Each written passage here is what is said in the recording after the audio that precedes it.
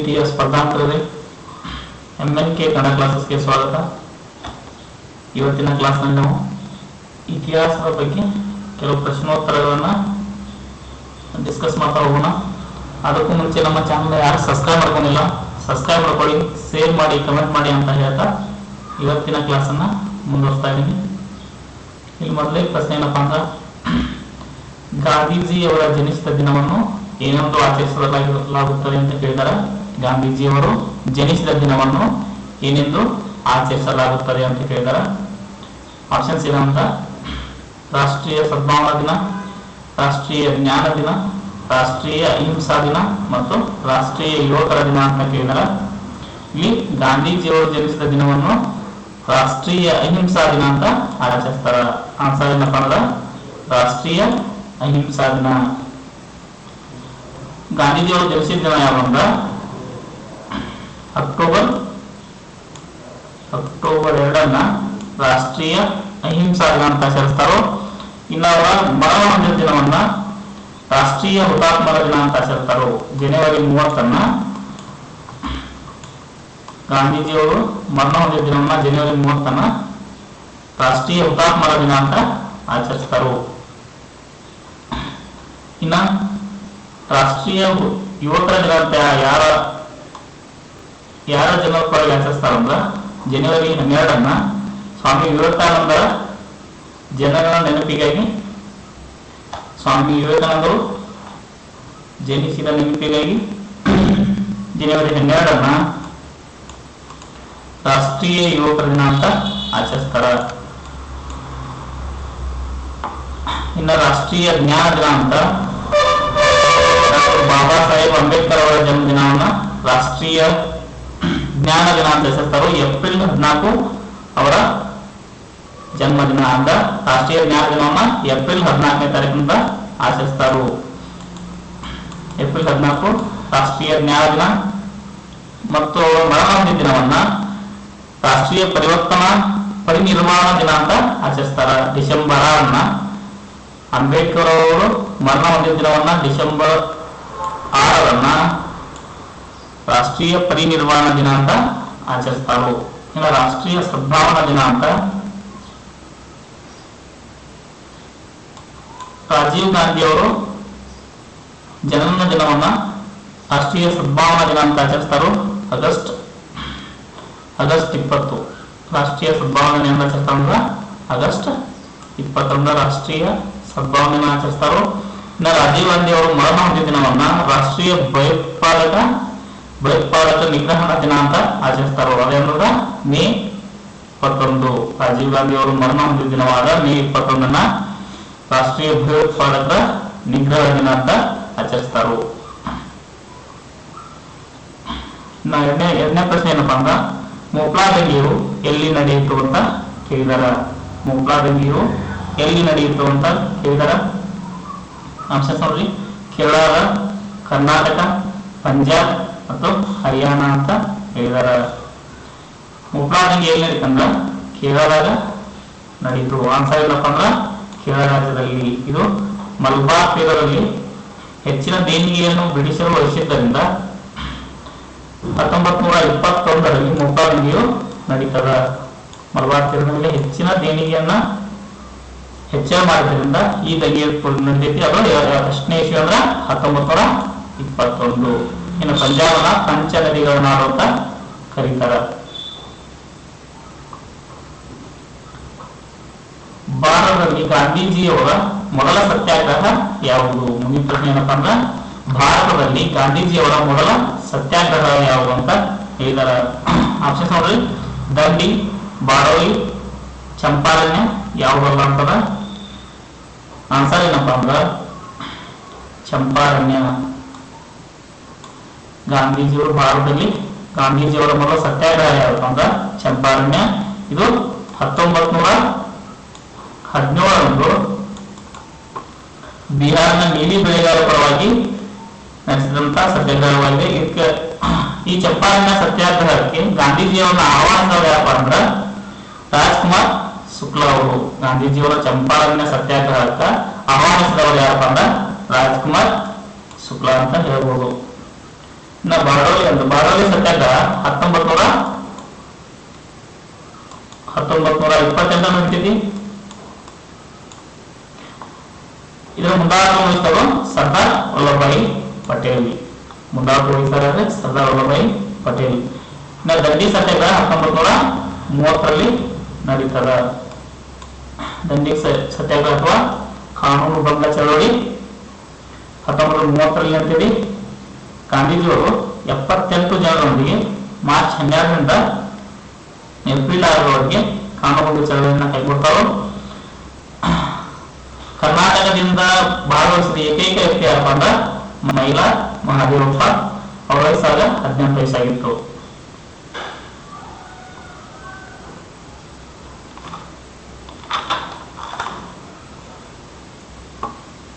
ಕರ್ನಾಟಕದಲ್ಲಿ ಸ್ವಾತಂತ್ರ್ಯ ಘೋಷಿಸಿದ ಮೊದಲ ಹಳ್ಳಿ ಯಾವುದು ಅಂತ ಕೇಳಿದ್ರೆ ಅಥವಾ ಗ್ರಾಮ ಯಾವುದು ಅಂತ ಕೇಳಿದ್ರ ಈ ಆಪ್ಷನ್ಸ್ ವಿಧುರಾಶ್ವತ, ಮುಳಬಾಗಿಲು, ಶಿವಪುರ ಮತ್ತು ಈಸೂರು. ಇಲ್ಲಿ ಕರ್ನಾಟಕದಲ್ಲಿ ಸ್ವಾತಂತ್ರ್ಯ ಘೋಷಿಸಿದ ಮೊದಲ ಹಳ್ಳಿ ಯಾವ್ದಂದ್ರ ಈಸೂರು. 1942ರಲ್ಲಿ 1942ರಲ್ಲಿ ಇದು ಸ್ವಾತಂತ್ರ್ಯ ಹಳ್ಳಿ ಅಂತ ಘೋಷಣೆ ಮಾಡ್ಕೊತೈತಿ. ಇನ್ನು ವಿಧುರಾಶ್ವತ 1938 ಏಪ್ರಿಲ್ 25 ಚಿಕ್ಕಬಳ್ಳಾಪುರ ಜಿಲ್ಲೆ ಗೌರಿಬಿದೂರು ತಾಲೂಕಿನಲ್ಲಿ ಪೊಲೀಸರ ಲಾಠಿಯಲ್ಲಿ 10 ಜನ ಮರಣವನ್ನು ಹೊಂದರು. ಆದರೆ ಇದನ್ನ ಕರ್ನಾಟಕದ ಜಿಲ್ಲೆಯನ್ನು ವಾಲಾಬಾದ್ ಅಂತ ಕರೀತಾರು. ನಮ್ಮ ಮೊಬೈಲನ್ನ ಕರ್ನಾಟಕದ ಸೂರ್ಯ ಉದಯಿಸಿರುವ ನಾಡು ಅಂತ ಕರೀತಾರು. ಇಲ್ಲಿ ಕರ್ನಾಟಕದಲ್ಲಿ ಮೊದಲು ಸೂರ್ಯ ಉದಯಿಸುವ ಸ್ಥಳ ಯಾವಪ್ಪ ಅಂತ ಮುಳಬಾಗಿಲು, ಕೋಲಾರ ಜಿಲ್ಲೆಯ ಮುಳಬಾಗಿಲು.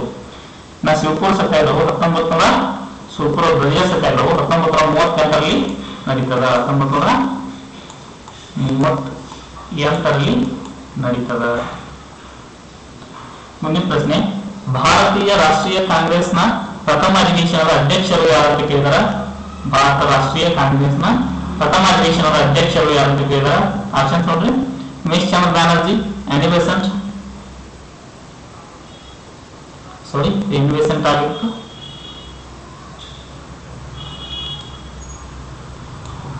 ಆನಿ ಬೆಸೆಂಟ್, ಸುರೇಂದ್ರನಾಥ್ ಬ್ಯಾನರ್ಜಿ ಮತ್ತು ಸರೋಜಿನಿ ನಾಯ್ಡು ಅಂತ ಕೊಟ್ಟಿದಾರ. ಆನ್ಸರ್ ಏನಪ್ಪಾ ಅಂದ್ರ ಉಮೇಶ್ ಚಂದ್ರ ಬ್ಯಾನರ್ಜಿ. 1885 ಡಿಸೆಂಬರ್ 28ರಂದು 1885 ಡಿಸೆಂಬರ್ 28ರಂದು ಮುಂಬೈನ ತೇಜ್ಪಾಲ್ ಸಂಸ್ಕೃತಿ ಶಾಲಾ ಆವರಣದಲ್ಲಿ 72 ಜನ ಒಳಗೊಂಡ ಒಂದು ಅಧಿವೇಶನವನ್ನು ನಡೆಸಿದ. ಅದರ ಅಧ್ಯಕ್ಷ ಯಾರಪ್ಪ ಅಂದ್ರ ಉಮೇಶ್ ಚಂದ್ರ ಬ್ಯಾನರ್ಜಿ. ಅಲ್ಲಿ ಕರ್ನಾಟಕದಲ್ಲಿ ಭಾರತದ ಇಬ್ಬರು ವ್ಯಕ್ತಿಗಳು ಯಾರಂದ್ರ ಕೋಲಾಚಲಂ ವೆಂಕಟರಾಯ ಮತ್ತು ನಾರಾಯಣ ಗಣೇಶ್ ಚಂದಾವರ್ಕರ್ ಅಂತ ಇಬ್ಬರು ಪ್ರಥಮ ಕಾಂಗ್ರೆಸ್ ಅಧಿವೇಶನದಲ್ಲಿ ಭಾಗವಹಿಸಿರ್ತಾರ. ಇನ್ನ ಎನಿ ಬೆಸೆಂಟ್ ಅವರು ಆನ್ಸರ್ ಏನಪ್ಪಾ ಅಂದ್ರ ಉಮೇಶ್ ಚಂದ್ರ ಬ್ಯಾನರ್ಜಿ. ಎನಿ ಬೆಸೆಂಟ್ ಅವರು 1917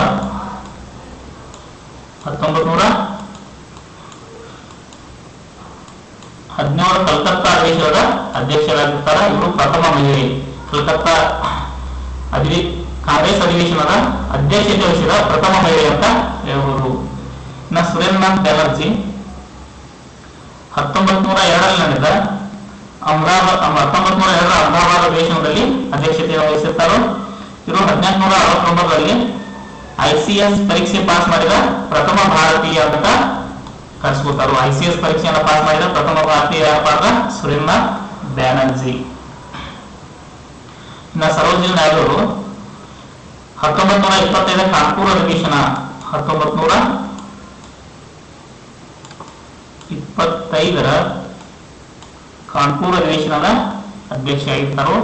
ಮತ್ತೆ ಇವರು ಭಾರತ ರಾಜ್ಯವೊಂದರ ಮೊದಲ ರಾಜ್ಯಪಾಲರಾಗಿ ಮೊದಲ ಮಹಿಳಾ ರಾಜ್ಯಪಾಲರಾಗಿ ಕಾರ್ಯವನ್ನು ನಿರ್ವಹಿಸಿದರು. ಅದು ಉತ್ತರ ಪ್ರದೇಶ ರಾಜ್ಯಕ್ಕೆ. ಇನ್ನು ಮುಂದಿನ ಪ್ರಶ್ನೆ, ದತ್ತು ಮಕ್ಕಳಿಗೆ ಹಕ್ಕಿಲ್ಲ ಎಂಬ ನೀತಿ ಜಾರಿಗೆ ತಂದವರು ಯಾರು? ದತ್ತು ಮಕ್ಕಳಿಗೆ ಹಕ್ಕಿಲ್ಲ ಎಂಬ ನೀತಿ ಜಾರಿಗೆ ತಂದವರು ಯಾರು? ಆಪ್ಷನ್ಸ್ ನೋಡ್ರಿ. Lord Cornwallis, Warren Hastings, lord Wellesley, lord Dalhousie. ಇಲ್ಲಿ ದತ್ತು ಮಕ್ಕಳಿಗೆ ಹಕ್ಕಿಲ್ಲ ಎಂಬ ನೀತಿ ಜಾರಿಗೆ ತಂದವರು ಯಾರಪ್ಪ ಅಂದ್ರ ಲಾರ್ಡ್ ಡಾಲ್ಹೌಸಿ. ಆನ್ಸರ್ ಏನಪ್ಪ ಅಂದ್ರ ಲಾರ್ಡ್ ಡಾಲ್ಹೌಸಿ 1848ರಲ್ಲಿ 1848ರಲ್ಲಿ ದತ್ತು ಮಕ್ಕಳಿಗೆ ಹಕ್ಕಿಲ್ಲ ಎಂಬ ನೀತಿ ಅಂತ ತರು. ಅದಕ್ಕೆ ಒಳಪಟ್ಟ ಮೊದಲ ರಾಜ್ಯ ಅಂದ್ರ ಸತಾರ. ಇವರು 1852ರಲ್ಲಿ ಟೆಲಿಗ್ರಾಫ್ ಇಲಾಖೆಯನ್ನ ಸ್ಥಾಪನೆ ಮಾಡ್ತಾರೆ. ಡಾಲ್ಹೌಸಿ ಅವರು 1852ರಲ್ಲಿ ಟೆಲಿಗ್ರಾಫ್ ಇಲಾಖೆಯನ್ನ ಸ್ಥಾಪನೆ ಮಾಡ್ತಾರೆ. 1853 ಏಪ್ರಿಲ್ 16ರಂದು ಮುಂಬೈನಿಂದ ಠಾಣೆವರೆಗೆ ರೈಲು ಮಾರ್ಗವನ್ನ 34 ಕಿಲೋಮೀಟರ್ ದೂರ ರೈಲು ಮಾರ್ಗವನ್ನ ಆರಂಭ ಮಾಡ್ತಾರೆ. 1854ರಲ್ಲಿ ಕಲ್ಕತ್ತಾದಿಂದ ರಾಣಿಗಂಜ್ವರೆಗೂ ರೈಲು ಮಾರ್ಗವನ್ನ ಸ್ಥಾಪನೆ ಮಾಡ್ತಾರೆ. ಮತ್ತು 1854ರಲ್ಲಿ ಅಂಚೆ ಇಲಾಖೆಯನ್ನ ಸ್ಥಾಪನೆ ಮಾಡ್ತಾರೆ. 1856ರಲ್ಲಿ ಲೋಕೋಪಯೋಗಿ ಇಲಾಖೆಯನ್ನ ಆರಂಭ ಮಾಡ್ತಾರೆ. ಆದ್ದರಿಂದ ಡಾಲ್ಹೌಸಿ ಅವರನ್ನ ಆಧುನಿಕ ಭಾರತದ ನಿರ್ಮಾತೃ ಅಂತ ಕರೀತಾರ. ಇವ್ರ ಸಾಧನೆ ಏನಪ್ಪಾ ಅಂದ್ರ 1852ರಲ್ಲಿ ಟೆಲಿಗ್ರಾಫ್ ಇಲಾಖೆ ಸ್ಥಾಪನೆ, 1853 ಏಪ್ರಿಲ್ 16ರಂದು ಮುಂಬೈನಿಂದ ಖಾನಾವರೆಗೆ ರೈಲು ಮಾರ್ಗ, 1854ರಲ್ಲಿ ಕಲ್ಕತ್ತಾದಿಂದ ರಾಣಿಗಂಜ್ವರೆಗೂ ರೈಲು ಮಾರ್ಗ, 1854ರಲ್ಲಿ ಅಂಚೆ ಇಲಾಖೆ ಸ್ಥಾಪನೆ, 1856ರಲ್ಲಿ ಲೋಕೋಪಯೋಗಿ ಇಲಾಖೆಯನ್ನು ಆರಂಭ ಮಾಡ್ತಾರೆ. ಆದ್ದರಿಂದ ಇವ್ರನ್ನ ಆಧುನಿಕ ಭಾರತ ನಿರ್ಮಾತೃ ಅಂತ ಡಾಲ್ಹೌಸಿಯನ್ನ ಕರೀತಾರ. ಇನ್ನ ಲಾರ್ಡ್ ವೆಲ್ಲಸ್ಲಿ ಅವ್ರ ಬಗ್ಗೆ ನೋಡೋಣ. ಬಂಗಾಳದ ಹುಲಿ ಅಂತ ತನ್ನನ್ನು ತಾನೇ ಕರೆಸಿಕೊಂಡಂತ ಗವರ್ನರ್ ಆಗಿರ್ತಾರೋ. 1798ರಲ್ಲಿ 1798ರಲ್ಲಿ ಸಹಾಯಕ ಸೈನ್ಯ ಪದ್ಧತಿಯನ್ನ ಜಾರಿಗೆ ತರ್ತಾರ. ಈ ಸಹಾಯಕ ಸೈನ್ಯ ಪದ್ಧತಿಗೆ ಮೊದಲು ಗುರಿಯಾದ ವ್ಯಕ್ತಿ ಅಂದ್ರ ಹೈದರಾಬಾದಿನ ನಿಜಾಮ್ ಅಲಿ ಖಾನ್. ಭಾರತದಲ್ಲಿ ಬ್ರಿಟಿಷ್ ಸಾಮ್ರಾಜ್ಯದ ಶಿಲ್ಪಿ ಅಂತ ಲಾರ್ಡ್ ವೆಲ್ಲಸ್ಲಿಯನ್ನ ಕರೀತಾರ. ಭಾರತದಲ್ಲಿ ಬ್ರಿಟಿಷ್ ಸಾಮ್ರಾಜ್ಯದ ಶಿಲ್ಪಿ ಅಂತ ಲಾರ್ಡ್ ವೆಲ್ಲಸ್ಲಿ ಅವರನ್ನ ಕರೀತಾರು. ಇನ್ನ ವಾರನ್ ಹೇಸ್ಟಿಂಗ್ಸ್ ಅವ್ರ ಬಗ್ಗೆ ನೋಡೋಣ. ಇವರು 1773ರ ರೆಗ್ಯುಲೇಟಿಂಗ್ ಆಕ್ಟ್ ಪ್ರಕಾರ ಬಂಗಾಳದ ಗವರ್ನರ್ ಜನರಲ್ ಆಗಿ ನೇಮಕ ಆಗ್ತಾರ. ಬಂಗಾಳದ ಪ್ರಥಮ ಗವರ್ನರ್ ಜನರಲ್ ಆಗಿ ನೇಮಕ ಆಗ್ತಾರು. 1793ರಲ್ಲಿ ಕಾಯಂ ಜಮೀನ್ದಾರಿ ಪದ್ಧತಿಯನ್ನ ಜಾರಿಗೆ ತರ್ತಾರೋ. 1791ರಲ್ಲಿ ಜಮೀನ್ದಾರರಿಗೆ ನೀಡಿದ ಪೊಲೀಸ್ ಅಧಿಕಾರವನ್ನ ತೆಗೆದು ಸುಪುರ್ಡೆಂಟ್ಗಳನ್ನ ನೇಮಕ ಮಾಡ್ತಾರೋ. ಅಂದ್ರೆ 1793ರಲ್ಲಿ ಖಾಯಂ ಜಮೀನ್ದಾರಿ ಪದ್ಧತಿಯನ್ನ ಜಾರಿಗೆ ತರ್ತಾರೋ. 1791ರಲ್ಲಿ ಜಮೀನ್ದಾರಿಗೆ ನೀಡಿದ ಪೊಲೀಸ್ ಅಧಿಕಾರ ತೆಗೆದು ಪೊಲೀಸ್ ಸೂಪರಿಂಟೆಂಡೆಂಟ್ಗಳನ್ನ ನೇಮಕ ಮಾಡ್ತಾರೋ. ಇವರು ಭಾರತ ನಾಗರಿಕ ವ್ಯವಸ್ಥೆಯ ಪಿತಾಮಹ ಅಂತ ಕಾರ್ನ್ವಾಲಿಸ್ ಅವರನ್ನ ಕರೀತಾರೋ.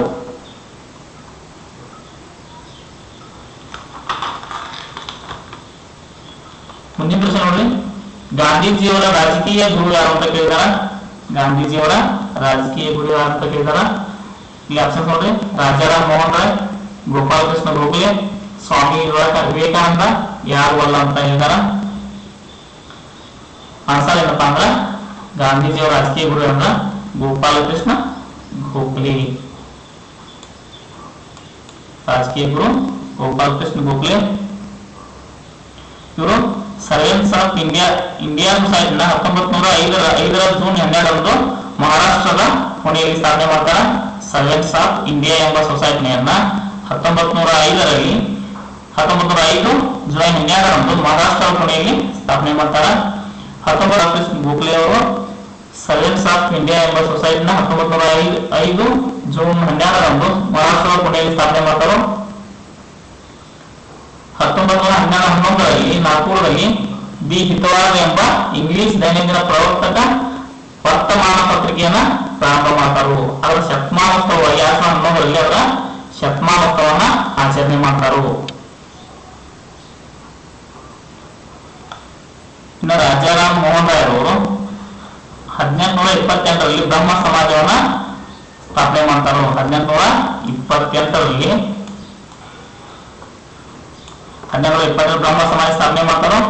ಭಾರತ ನವೋದಯದ ಧ್ರುವತಾರೆ ಮತ್ತು ಭಾರತೀಯ ಪುನರುಜ್ಜೀವನದ ಪಿತಾಮಹ ಅಂತ ರಾಜಾರಾಮ್ ಮೋಹನ್ ರಾಯ್ ಅವರನ್ನ ಕರೀತಾರೋ. ಸ್ವಾಮಿ ವಿವೇಕಾನಂದ ಅವರನ್ನ 1893 ಸೆಪ್ಟೆಂಬರ್ 11ರಂದು ಚಿಕಾಗೋದಲ್ಲಿ ನಡೆದ ಸರ್ವಧರ್ಮ ಸಮ್ಮೇಳನದಲ್ಲಿ ಭಾರತ ಪರವಾಗಿ ಭಾಗವಹಿಸಿರ್ತಾರೋ. 1897ರಲ್ಲಿ ಮೇ 1ರಂದು ಕಲ್ಕತ್ತಾದ ಬೇಲೂರು ಮಠದಲ್ಲಿ ರಾಮಕೃಷ್ಣ ಆಶ್ರಮವನ್ನ ಸ್ಥಾಪನೆ ಮಾಡ್ತಾರು.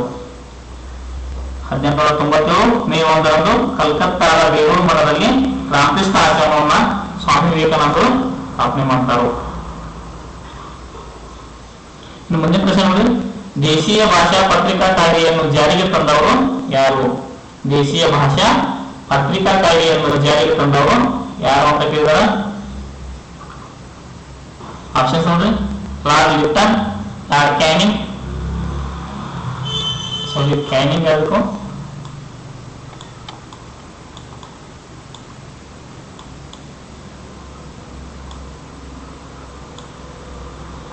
ದೇಶೀಯ ಭಾಷಾ ಪತ್ರಿಕಾ ಕಾಯ್ದೆಯನ್ನು ಜಾರಿಗೆ ತಂದವರು ಯಾರು ಕೇಳಿದಾರ. Lord Lytton, lord Canning, lord Ripon, lord Lansdowne ಅಂತ ಅದ. ದೇಶೀಯ ಭಾಷಾ ಪತ್ರಿಕಾ ಕಾಯ್ದೆಯನ್ನು ಜಾರಿಗೆ ತಂದವರು ಯಾರಪ್ಪ ಅಂದ್ರ ಲಾರ್ಡ್ ಲಿಪ್ಟನ್. ಲಾರ್ಡ್ ಲಿಪ್ಟನ್ ಅವರು 1878ರಲ್ಲಿ ಜಾರಿಗೆ ತರ್ತಾರೋ.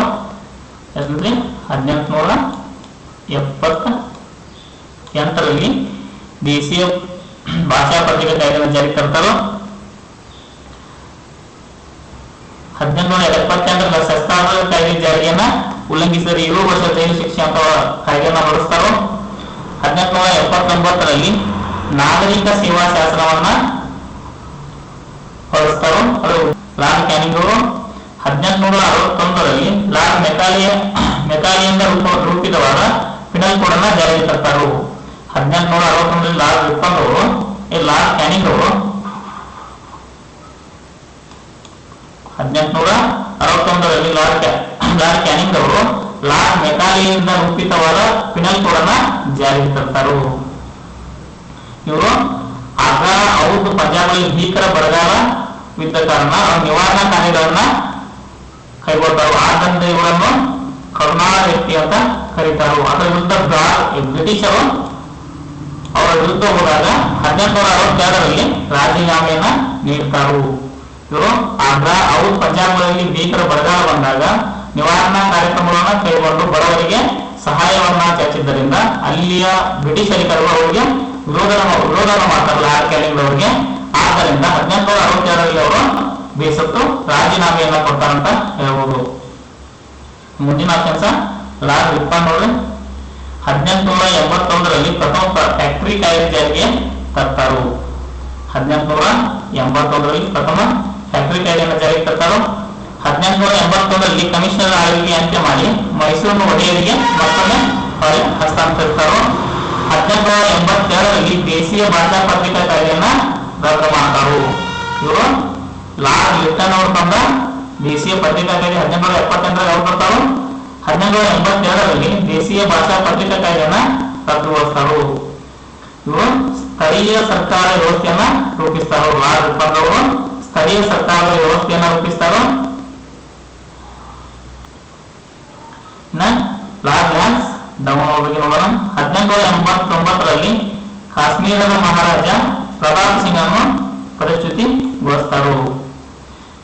1889ರಲ್ಲಿ ಕಾಶ್ಮೀರ ಮಹಾರಾಜ ಪ್ರತಾಪ ಸಿಂಗ್ ಅವರನ್ನ ಪದಚ್ಯುತಿಗೊಳಿಸಿ ಅವರಿಂದ ಪದವಿಯನ್ನ ತೆಗೆದುಕೊಳ್ತಾರೋ. 1891ರಲ್ಲಿ ದ್ವಿತೀಯ ಫ್ಯಾಕ್ಟರಿ ಕಾಯ್ದೆಯನ್ನ ಲಾರ್ಡ್ ಲ್ಯಾನ್ಸ್ ಡೌನ್ ಅವರು ತರ್ತಾರೋ. ಎಷ್ಟಾಗಿ 1891ರಲ್ಲಿ ದ್ವಿತೀಯ ಫ್ಯಾಕ್ಟರಿ ಕಾಯ್ದೆಯನ್ನ ಜಾರಿಗೆ ತರ್ತಾರೋ.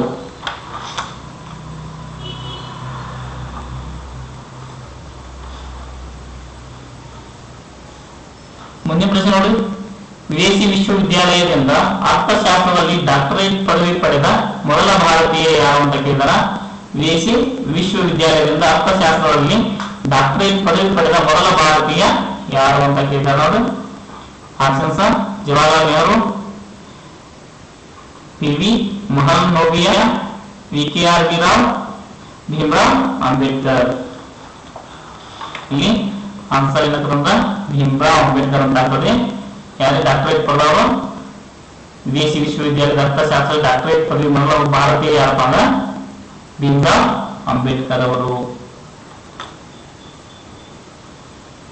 ಇವರು ಲಂಡನ್ ಸ್ಕೂಲ್ ಆಫ್ ಎಕನಾಮಿಕ್ಸ್ ಪದವಿ ಪಡೆದ ಮೊದಲ ಭಾರತೀಯ ವ್ಯಕ್ತಿ ಅಂತ ಕರೆಸ್ತಾರೆ. ಏಪ್ರಿಲ್ 14, 1891ರಲ್ಲಿ ಮಧ್ಯಪ್ರದೇಶದ ಇಂದೋರ್ ಜಿಲ್ಲೆಯಲ್ಲಿ ಜನಿಸ್ತಾರೆ. ಇವರ ಸಮಾಧಿ ಸ್ಥಳವನ್ನು ಚೈತ್ರ ಭೂಮಿ ಅಂತ ಕರೀತಾರೆ. ಇವರಿಗೆ ಮರಣೋತ್ತರವಾಗಿ 1990ರಲ್ಲಿ ಭಾರತ ರತ್ನವನ್ನ ನೀಡಲಾಗ್ತದೆ. ಇವರು ಅಕ್ಟೋಬರ್ 14, 1956ರಂದು ನಾಗ್ಪುರದಲ್ಲಿ ನಡೆದ ಸಮಾವೇಶದಲ್ಲಿ ಬೌದ್ಧ ಧರ್ಮವನ್ನ ಸ್ವೀಕಾರ ಮಾಡ್ತಾರೋ. ಡಿಸೆಂಬರ್ 6, 1956ರಿಂದ ಮರಣವನ್ನ ಹೊಂದ್ತಾರು. ಭೀಮರಾವ್ ಅವರು ಲಂಡನ್ ಸ್ಕೂಲ್ ಆಫ್ ಎಕನಾಮಿಕ್ಸ್ ಪದವಿ ಪಡೆದ ಮೊದಲ ಭಾರತೀಯ ವ್ಯಕ್ತಿ. ಏಪ್ರಿಲ್ 14, 1891ರಲ್ಲಿ ಇಂದೋರ್ ಜಿಲ್ಲೆಯ ಮಧ್ಯಪ್ರದೇಶದ ಇಂದೋರ್ ಜಿಲ್ಲೆಯಲ್ಲಿ ಜನಿಸ್ತಾರ. 1991ರಲ್ಲಿ ಮರಣೋತ್ತರವಾಗಿ ಭಾರತ ಪ್ರಶಸ್ತಿಯನ್ನು ಪಡಿತಾರ, ಭಾರತ ರತ್ನ ಪ್ರಶಸ್ತಿಯನ್ನು ಪಡಿತಾರ. ಅಕ್ಟೋಬರ್ 14, 1956ರಲ್ಲಿ ನಾಗ್ಪುರದಲ್ಲಿ ನಡೆದ ಸಮಾವೇಶದಲ್ಲಿ ಬೌದ್ಧ ಧರ್ಮವನ್ನು ಸ್ವೀಕಾರ ಮಾಡ್ತಾರ. ಇನ್ನ ಡಿಸೆಂಬರ್ 6, 1956ರಂದು ಮರಣವನ್ನು ಹೊಂತಾರ. ಇವರ ಸಮಾಧಿ ಸ್ಥಳವನ್ನ ಚೈತ್ರ ಭೂಮಿ ಅಂತ ಕರೀತಾರ. ಇನ್ನ ವಿ.ಕೆ.ಆರ್. ರಾವ್ ಬಗ್ಗೆ ಹೇಳೋದಾದ್ರ ಇವರು ಬೆಂಗಳೂರಿನ ಐಸ್ಯಾಕ್ ಕಂಪನಿ ಸಂಸ್ಥೆ ಸ್ಥಾಪಕರು.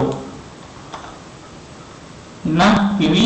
ಮಹಲ್ನೋಬಿಸ್ ಅವರು ಭಾರತೀಯ ಸಂಖ್ಯಾಶಾಸ್ತ್ರದ ಪಿತಾಮಹ ಅಂತ ಪಿ.ವಿ. ಮಹಲ್ನೋಬಿಸ್ ಅವ್ರನ್ನ ಕರೀತಾರು. ಇವರು 1931ರಲ್ಲಿ ಭಾರತೀಯ ಸಾಂಖ್ಯಿಕ ಸಂಸ್ಥೆಯನ್ನ ಸ್ಥಾಪನೆ ಮಾಡ್ತಾರು.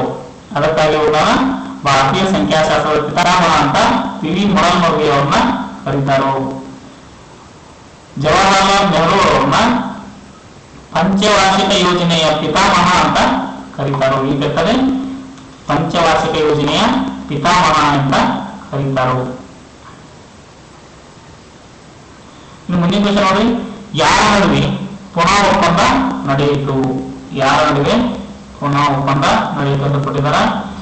ಗಾಂಧಿ ಮತ್ತು ಅಂಬೇಡ್ಕರ್ ನಡುವೆ, ಗಾಂಧಿ ಮತ್ತು ಇರ್ವಿನ್ ನಡುವೆ, ಗಾಂಧಿ ಮತ್ತು ನೆಹರು ನಡುವೆ, ಯಾರ ನಡುವೆ ಅಲ್ಲ ಅಂತ ಕೊಟ್ಟಿದ್ದಾರೆ.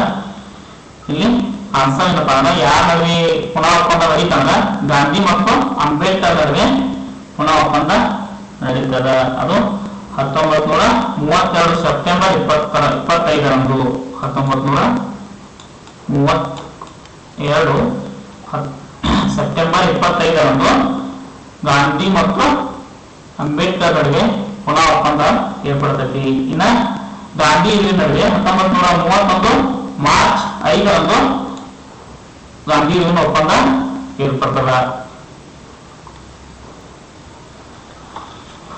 ಇನ್ನ ಮುಂದಿನ ಕ್ವಶನ್, ಜಲಿಯನ್ ವಾಲಾಬಾಗ್ ಹತ್ಯಾಕಾಂಡವು ಯಾವ ನಗರದಲ್ಲಿ ನಡೆಯಿತು ಅಂತ ಕೇಳಿದಾರ. ಜಲಿಯನ್ ವಾಲಾಬಾಗ್ ಹತ್ಯಾಕಾಂಡ ಯಾವ ನಗರದಲ್ಲಿ ನಡೆಯಿತು ಅಂತ ಕೇಳಿದಾರ. ಲಾಹೋರ್, ಚಂಡೀಗಢ, ಅಮೃತ್ಸರ, ಜಲಂಧರ್ ಅಂತ ಕೊಟ್ಟಿದಾರ. ಇಲ್ಲಿ ಜಲಿಯನ್ ವಾಲಾಬಾಗ್ ಹತ್ಯಾಕಾಂಡ ನಡೆದ ನಗರ ಯಾವ್ದಪ್ಪ ಅಂದ್ರ ಅಮೃತಸರ.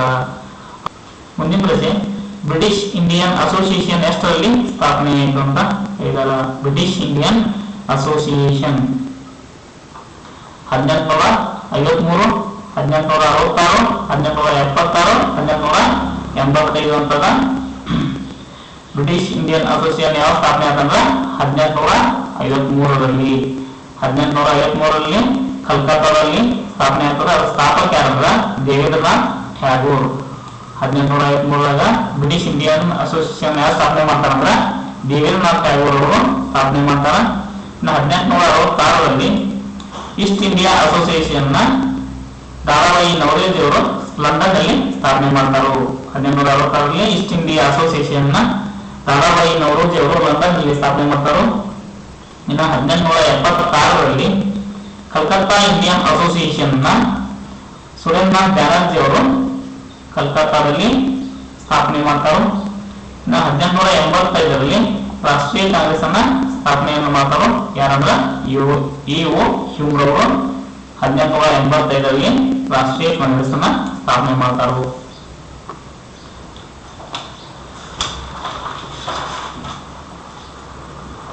ಇನ್ನ ಚೌರಿ ಚೌರ ಘಟನೆ ಯಾವಾಗ ನಡೆಯಿತು ಅಂತ ಕೇಳಿದಾರ. ಚೌರಿ ಚೌರ ಘಟನೆ ಯಾವಾಗ ನಡೆಯಿತು? 1922, 1927, 1939, 1898. ಇಲ್ಲಿ ಚೌರಿ ಚೌರ ಘಟನೆ 1922ರಲ್ಲಿ ನಂತರ ಆನ್ಸರ್ ಏನಪ್ಪಾ ಅಂದ್ರೆ 1922 ಫೆಬ್ರವರಿ 5ರಿಂದ ನಡೀತದ.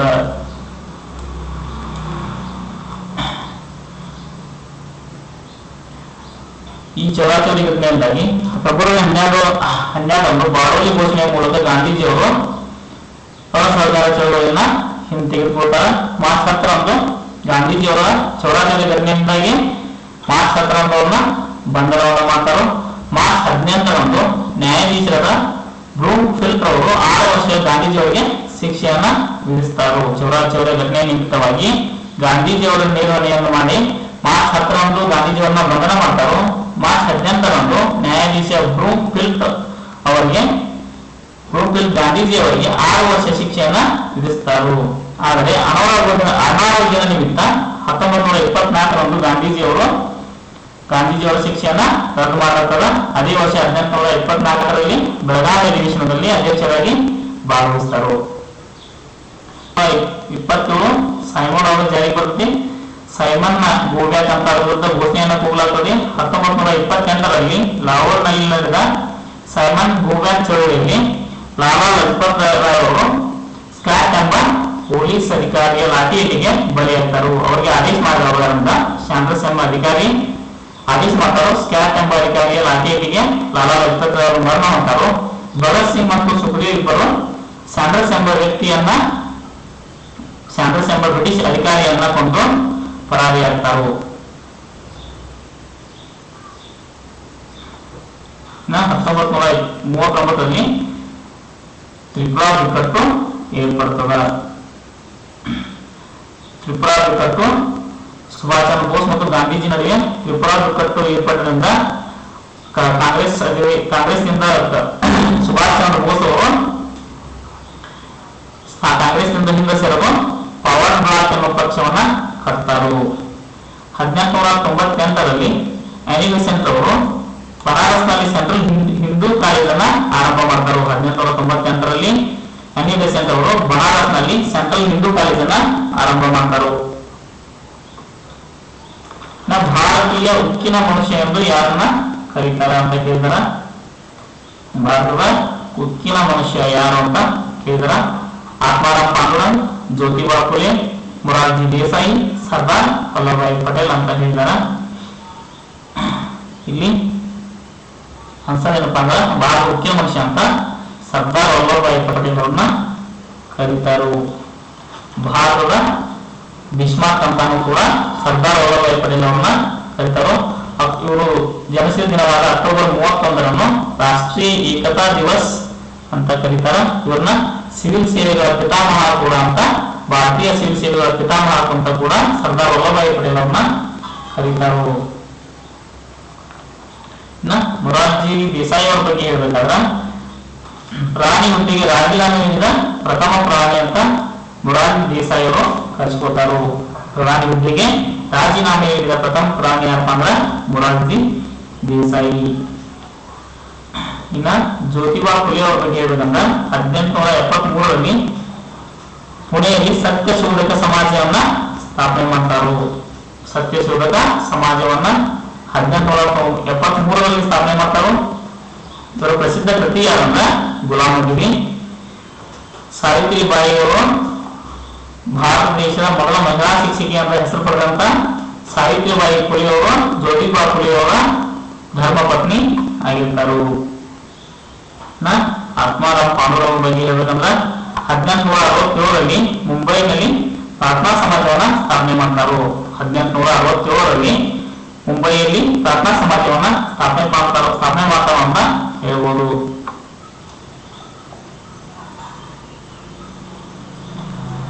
ಮುಂದಿನ ಪ್ರಶ್ನೆ ನೋಡ್ರಿ, ಈ ಕೆಳಗಿನವರಲ್ಲಿ ಯಾರು ಅಲಿಘರ್ ಮುಸ್ಲಿಂ ವಿಶ್ವವಿದ್ಯಾಲಯದ ನಿಜವಾದ ಸ್ಥಾಪಕ ಅಂತ ಹೇಳಿದಾರ? ಅಲಿಘರ್ ಮುಸ್ಲಿಂ ವಿಶ್ವವಿದ್ಯಾಲಯದ ನಿಜವಾದ ಸ್ಥಾಪಕ ಯಾರು ಅಂತ ಕೇಳಿದಾರ? ಆನ್ಸರ್ ನೋಡ್ರಿ, ಸರ್ ಸೈಯದ್ ಅಹಮದ್ ಖಾನ್, ಸಲೀಮುಲ್ಲಾ ಖಾನ್, ಮೊಹಮ್ಮದ್ ಅಲಿ ಜಿನ್ನಾ, ಯಾರು ಅಂತ ಕೊಟ್ಟಿದಾರ? ಆನ್ಸರ್ ಏನಾಗ್ತದಂದ್ರ ಸರ್ ಸೈಯದ್ ಅಹಮದ್ ಖಾನ್ ಅಂತ ಆಗ್ತದ. ಅಲಿಘರ್ ಮುಸ್ಲಿಂ ವಿಶ್ವವಿದ್ಯಾಲಯ ಸ್ಥಾಪಕರು ಯಾರಪ್ಪ ಅಂದ್ರ ಸರ್ ಸೈಯದ್ ಅಹಮದ್ ಖಾನ್. ಯುಪಿಯಲ್ಲಿ ರಾಜ್ಯದಲ್ಲಿರುವಂತಹ ಅಲಿಘರ್ನಲ್ಲಿ ಮೊಹಮ್ಮದ್ ಆಂಗ್ಲೋ ಓರಿಯೆಂಟಲ್ ಕಾಲೇಜನ್ನ ಇವರು ಸ್ಥಾಪನೆ ಮಾಡ್ತಾರೋ. 1920ರಲ್ಲಿ ಇದು ಅಲಿಘರ್ ಮುಸ್ಲಿಂ ವಿಶ್ವವಿದ್ಯಾಲಯ ಅಂತ ಹೆಸರನ್ನ ಪಡೆದಿದೆ. ಆನ್ಸರ್ ಏನಪ್ಪಾ ಅಂದ್ರ ಸರ್ ಸೈಯದ್ ಅಹಮದ್ ಖಾನ್ ಅವರು 1875ರಲ್ಲಿ ಉತ್ತರ ಪ್ರದೇಶ ಅಲಿಘರ್ನಲ್ಲಿ ಮೊಹಮ್ಮದ್ ಆಂಗ್ಲೋ ಓರಿಯೆಂಟಲ್ ಕಾಲೇಜನ್ನ ಸ್ಥಾಪನೆ ಮಾಡ್ತಾರೋ. ಅದೇ ಮುಂದೆ 1920ರಲ್ಲಿ ಅಲಿಘರ್ ಮುಸ್ಲಿಂ ವಿಶ್ವವಿದ್ಯಾಲಯ ಅಂತ ಪೂರ್ಣಾವಕರಣ ಆಗ್ತದೆ. ಅಂದ್ರೆ ಸ್ಥಾಪಕ ಯಾರಪ್ಪ ಅಂದ್ರ ಸರ್ ಸೈಯದ್ ಅಹಮದ್ ಖಾನ್. ಸಲೀಮುಲ್ಲಾ ಖಾನ್ ಬಗ್ಗೆ ಹೇಳ್ಬೇಕಂದ್ರ ಸಲೀಮುಲ್ಲಾ ಖಾನ್ ಮತ್ತು ಆರಾ ಖಾನ್ ಸೇರಿ 1906ರಲ್ಲಿ ಮುಸ್ಲಿಂ ಲೀಗ್ನ ಸ್ಥಾಪನೆಯನ್ನ ಮಾಡ್ತಾರೋ. ಸಲೀಮುಲ್ಲಾ ಖಾನ್ ಮತ್ತು ಆರಾ ಖಾನ್ ಸೇರಿ 1906ರಲ್ಲಿ ಮುಸ್ಲಿಂ ಲೀಗ್ನ ಸ್ಥಾಪನೆ ಮಾಡ್ತಾರೋ. ಇನ್ನು ಮೊಹಮ್ಮದ್ ಅಲಿ ಜಿನ್ನಾರ್ ಅವರನ್ನ ಪಾಕಿಸ್ತಾನದ ಜನಕ ಅಂತ ಕರೀತಾರ. ಮೊಹಮ್ಮದ್ ಅಲಿ ಜಿನ್ನಾರ್ ಅವ್ರನ್ನ ಪಾಕಿಸ್ತಾನದ ಪಿತಾಮಹ ಅಥವಾ ಜನಕ ಅಂತ ಕರೀತಾರು.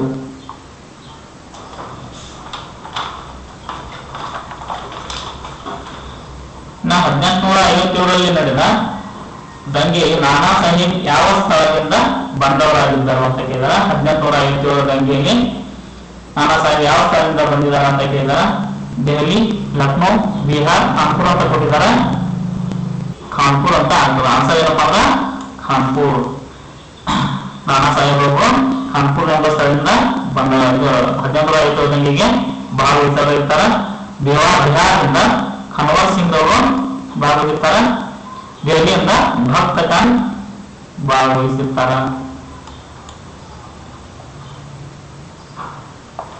ಮುಂದಿನ ಪ್ರಶ್ನೆ, ಮಿತ್ರ ಮೇಳ ಎಂಬ ಸಂಘಟನೆಯನ್ನು ಸ್ಥಾಪಿಸಿದವರು ಯಾರು ಅಂತ ಕೇಳಿದಾರ? ಮಿತ್ರ ಮೇಳ ಎಂಬ ಸಂಘಟನೆಯನ್ನ ಸ್ಥಾಪಿಸಿದವರು ಯಾರು ಕೇಳಿದಾರ? ಇಲ್ಲಿ ಆಪ್ಷನ್ಸ್ ಏನಪ್ಪ ಅಂದ್ರ ಸಾವರ್ಕರ್ ಸಹೋದರರು, ರಾಸ್ ಬಿಹಾರಿ ಬೋಸ್, ಶ್ಯಾಮ್ಜಿ ಕೃಷ್ಣ ವರ್ಮಾ, ಭಗತ್ ಸಿಂಗ್ ಅಂತ ಕೊಟ್ಟಿದಾರ. ಇಲ್ಲಿ ಆನ್ಸರ್ ಏನಪ್ಪಾ ಅಂದ್ರ ಮಿತ್ರ ಮೇಳವನ್ನು ಸ್ಥಾಪನೆ ಮಾಡಿದವರು ಸಾವರ್ಕರ್ ಸಹೋದರರು. ಸಾವರ್ಕರ್ ಸಹೋದರರು ಮಿತ್ರ ಮೇಳ ಎಂಬ ಸಂಘಟನೆಯನ್ನ ಸ್ಥಾಪನೆ ಮಾಡ್ತಾರೋ. ಇವರು 1899ರಲ್ಲಿ ಪುಣೆಯಲ್ಲಿ ಇದನ್ನ ಸ್ಥಾಪನೆ ಮಾಡ್ತಾರೋ. ಎಷ್ಟರಲ್ಲಿ? 1899ರಲ್ಲಿ ಪುಣೆಯಲ್ಲಿ ಸ್ಥಾಪನೆ ಮಾಡ್ತಾರೋ. ಸಹೋದರ ಯಾರಪ್ಪ ಅಂದ್ರ ವಿನಾಯಕ್ ಸಾವರ್ಕರ್ ಮತ್ತು ಗಣೇಶ್ ಸಾವರ್ಕರ್ ಎಂಬ ಇಬ್ಬರು ಸಹೋದರರು ಮಿತ್ರ ಮೇಳ ಎಂಬ ಸಂಘಟನೆಯನ್ನ ಸ್ಥಾಪನೆ ಮಾಡ್ತಾರೋ 1899ರಲ್ಲಿ. ಇನ್ನ ರಾಸ್ ಬಿಹಾರಿ ಬೋಸ್ ಅವರ ಬಗ್ಗೆ ಹೇಳುವಾಗ ಇಂಡಿಯನ್ ನ್ಯಾಷನಲ್ ಆರ್ಮಿಯನ್ನ 1942ರಲ್ಲಿ ಟೋಕಿಯೋದಲ್ಲಿ ಸ್ಥಾಪನೆ ಮಾಡ್ತಾರೋ. ಇಂಡಿಯನ್ ನ್ಯಾಷನಲ್ ಆರ್ಮಿಯನ್ನ 1942ರಲ್ಲಿ ರಾಸ್ ಬಿಹಾರಿ ಬೋಸ್ ಅವರು ಜಪಾನ್ ಟೋಕಿಯೋನಲ್ಲಿ ಸ್ಥಾಪನೆ ಮಾಡ್ತಾರೋ.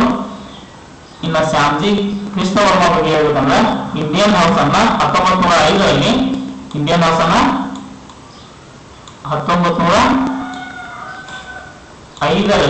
ಲಂಡನ್ ನಲ್ಲಿ ಸ್ಥಾಪನೆ ಮಾಡ್ತಾರೋ. ಶ್ಯಾಮ್ಜಿ ಕೃಷ್ಣ ವರ್ಮಾ ಇಂಡಿಯನ್ ಹೌಸ್ ಅನ್ನ ಸಂಘಟನೆಯನ್ನ 1905ರಲ್ಲಿ ಲಂಡನ್ ನಲ್ಲಿ ಸ್ಥಾಪನೆ ಮಾಡ್ತಾರೋ. ಇನ್ನ ಭಗತ್ ಸಿಂಗ್ ಅವ್ರ ಬಗ್ಗೆ ಹೇಳ್ಬೇಕಂದ್ರೆ ನವಜವಾನ್ ಸಭಾ ಅಂತ 1926ರಲ್ಲಿ ಲಾಹೋರ್ನಲ್ಲಿ ಸ್ಥಾಪನೆ ಮಾಡ್ತಾರ. 1926ರಲ್ಲಿ ಲಾಹೋರ್ನಲ್ಲಿ ನವಜವಾನ್ ಸಭಾ ಎಂಬ ಸಂಘಟನೆಯನ್ನ ಸ್ಥಾಪನೆ ಮಾಡ್ತಾರು.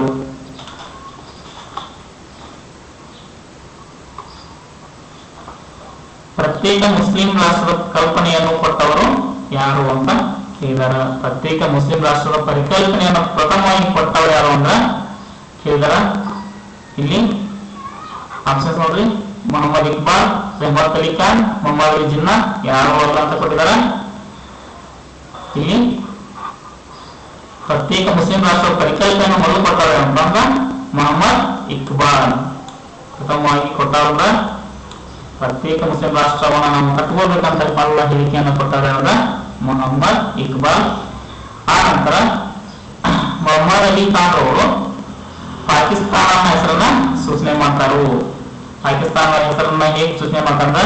ಪಿ ಅಂದ್ರೆ ಪಂಜಾಬ್, ಎ ಅಂದ್ರೆ ಅಫ್ಘಾನಿಸ್ತಾನ್, ಕೆ ಅಂದ್ರೆ ಕಾಶ್ಮೀರ, ಐ ಅಂದ್ರೆ ಇಂಡಸ್ ಅಥವಾ ಸಿಂಧ್, ಸ್ಥಾನ ಅಂದ್ರೆ ಬಲೂಚಿಸ್ತಾನ್ ಅಂತ ಒಂದೊಂದು ಅಕ್ಷರಕ್ಕೂ ಒಂದೊಂದು ಪ್ರದೇಶವನ್ನ ಹೆಸರು ಮಾಡಿ ಪಾಕಿಸ್ತಾನದ ಹೆಸರನ್ನ ರೆಹಮತ್ ಅಲಿ ಖಾನ್ ಅವರು ಕೊಡ್ತಾರು.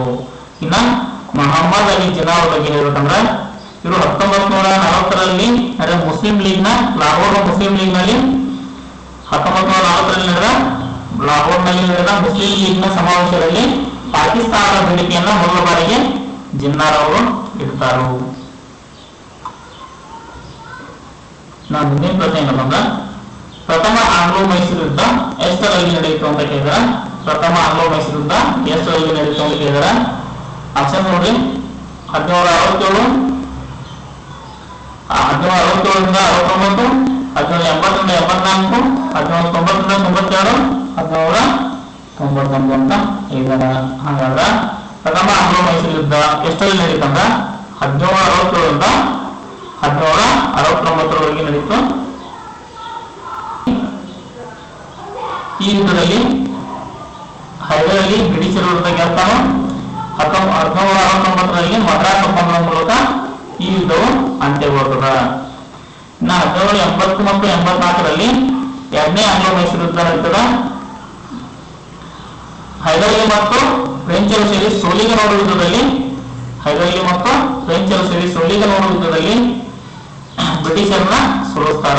ಎರಡನೇ ಆಂಗ್ಲೋ ಮೈಸೂರು ಯುದ್ಧದಲ್ಲಿ ಹೈದರ್ ಅಲಿ ಮತ್ತು ಫ್ರೆಂಚರು ಸೇರಿ ಸೋಲಿಗನೂರು ಯುದ್ಧ ಕಾಲದಲ್ಲಿ ಬ್ರಿಟಿಷರನ್ನ ಸೋಲಿಸ್ತಾರೋ.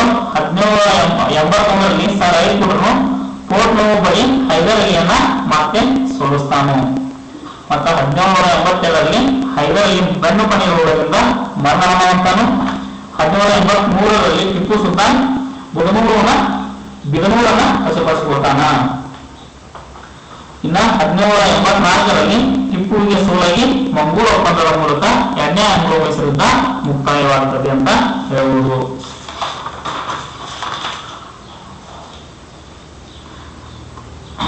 ಇನ್ನ 1790 ಮತ್ತು 92ರಲ್ಲಿ ಮೂರನೇ ಆಂಗ್ಲೋ ಮೈಸೂರು ಯುದ್ಧ ನಡೆದಿದೆ. ತಿರುವನಂತಪುರ ಅರಸನಾದ ರಾಜವರ್ಮನಿಗೆ ಟಿಪ್ಪುವಿನ ವಿರುದ್ಧ ಸಹಾಯವನ್ನ ಮಾಡ್ತಾರ. ಇದು ತತ್ಕ್ಷಣದ ಕಾರಣವಾಗಿರ್ತದ ಮೂರನೇ ಆಂಗ್ಲೋ ಮೈಸೂರು ಯುದ್ಧಕ್ಕ. 1791ರಲ್ಲಿ ಲಾರ್ಡ್ ಕಾರ್ನ್ವಾಲಿಸ್ ತಾನೇ ಸೈನ್ಯ ನಾಯಕತ್ವ ವಹಿಸ್ತಾನು, ಬೆಂಗಳೂರನ್ನು ವಶಪಡಿಸಿಕೊಳ್ತಾನು. 1791ರಲ್ಲಿ ಏನ್ಮಾಡ್ತಾನ್ರಿ ಲಾರ್ಡ್ ಕಾರ್ನ್ವಾಲಿಸ್ ತಾನ ಸೈನ್ಯದ ನಾಯಕತ್ವವನ್ನು ವಹಿಸಿ ಬೆಂಗಳೂರನ್ನು ವಶಪಡಿಸಿಕೊಳ್ತಾನು. 1792ರಲ್ಲಿ ಬ್ರಿಟಿಷರು ಶ್ರೀರಂಗಪಟ್ಟಣಕ್ಕೆ ಮುತ್ತಿಗೆ ಹಾಕ್ತಾರ. ಶ್ರೀರಂಗಪಟ್ಟಣದ ಒಪ್ಪಂದದ ಮೂಲಕ ಯುದ್ಧ ಮುಕ್ತಾಯವಾಗೈತಿ. ಈ ಯುದ್ಧದ ಪರಿಹಾರವಾಗಿ 3 ಕೋಟಿ ಟಿಪ್ಪು ಬ್ರಿಟಿಷರಿಗೆ ಕೊಡಬೇಕಾಗ್ತದ. ಮೂರನೇ ಆಂಗ್ಲೋ ಮೈಸೂರು ಯುದ್ಧದ ಪರಿಹಾರವಾಗಿ ಬ್ರಿಟಿಷರಿಗೆ ಟಿಪ್ಪು 3 ಕೋಟಿ ರೂಪಾಯಿನ ಕೊಡಬೇಕಾಗ್ತದ. ಇನ್ನು ಮುಂದಿನ ಪ್ರಶ್ನೆ, ಬಂಗಾಳ ಯೋಜನೆಯಾದ ವರ್ಷ ಯಾವಾಗ ಅಂತ ಕೇಳಿದಾರ. ಬಂಗಾಳ ಯೋಜನೆಯಾದ ವರ್ಷ ಯಾವಾಗ ಕೇಳಿದಾರ 1916, 1905, 1919, 1919 ಅಂತ ಕೊಟ್ಟಿದಾರ. ಇಲ್ಲಿ ಬಂಗಾಳ ಯೋಜನೆಯಾದ ವರ್ಷ ಯಾವಂದ್ರ 1905. ಆನ್ಸರ್ ಏನಪ್ಪಾ ಅಂದ್ರ 1905 ಅಂತ ಆಗ್ತದ.